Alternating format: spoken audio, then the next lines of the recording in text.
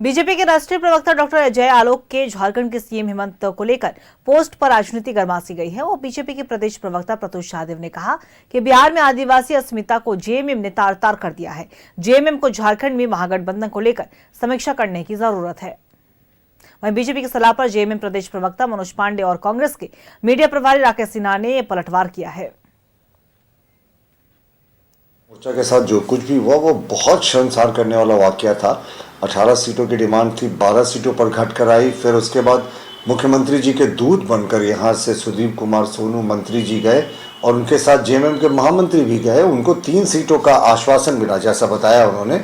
और उसके बाद जब उनकी घोषणा हुई सीटों का तो उसमें उनका कहीं नाम नहीं था। जेएमएम ने घोषणा की कि हम 6 सीटों पर चुनाव लड़ेंगे, लेकिन उससे भी वो पीछे हट गए। तो बहुत ये सीना ठोक कर गए थे बिहार की, यहाँ तो हमारी अपनी सरकार है महागठबंधन की और बड़े बेआबरू होकर तेरे कुचे से निकले हम।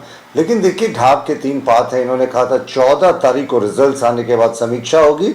हम तो इंतजार कर रहे हैं, झारखंड इंतजार कर रहा है कि जो आदिवासी अस्मिता का अपमान बिहार में महागठबंधन के नेताओं ने किया था, मुख्यमंत्री जी की पार्टी को बिना इज्जत के बाहर निकालकर उसका कब बदला लेंगे ये राजनीतिक रूप से। देखिए क्या कुछ करना चाहिए, झारखंड मुक्ति मोर्चा भली भांति समझता है।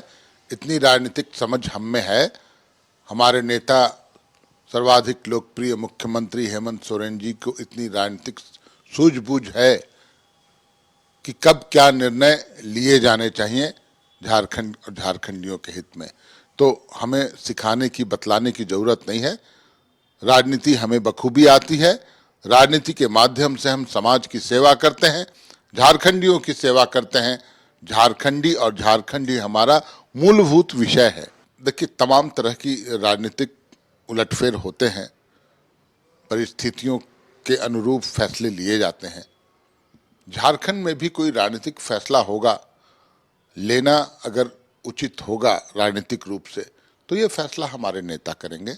भारतीय जनता पार्टी के विषय में इस राज्य की जनता सोच चुकी है।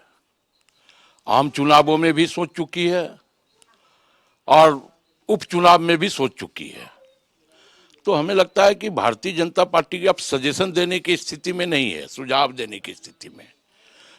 क्योंकि बिहार में जनादेश के बल पर वो सरकार नहीं बना रहे, वो ज्ञानादेश के आदेश पे सरकार बना रहे हैं।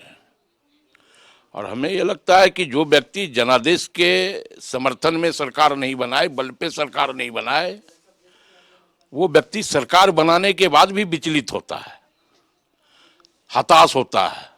तो भारतीय जनता पार्टी बिल्कुल अब हताश हो चुकी है।